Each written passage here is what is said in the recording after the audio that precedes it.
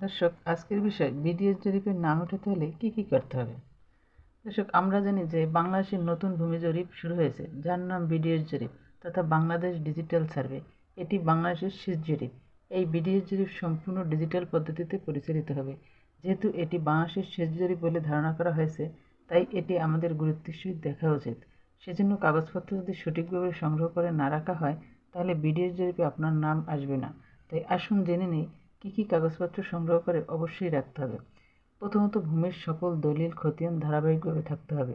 জমি দখলে না থাকলে আদালতের মাধ্যমে দখল পুনরুদ্ধারে মামলা করে আনতে হবে। নামজারি সম্পূর্ণ আপনার নিজের নামে করে নিতে হবে, তা না হলে অন্যের নামে চলে যাবে।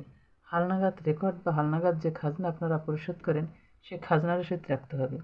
পর্চা ও নকশা অনুযায়ী ভূমির সীমানা নির্ধারণ করে রাখতে হবে। ওয়ারিশান সম্পত্তি হলে ওয়ারিশান সনদপত্র ও বন্টননামা দলিল সংগ্রহ করে রাখতে হবে।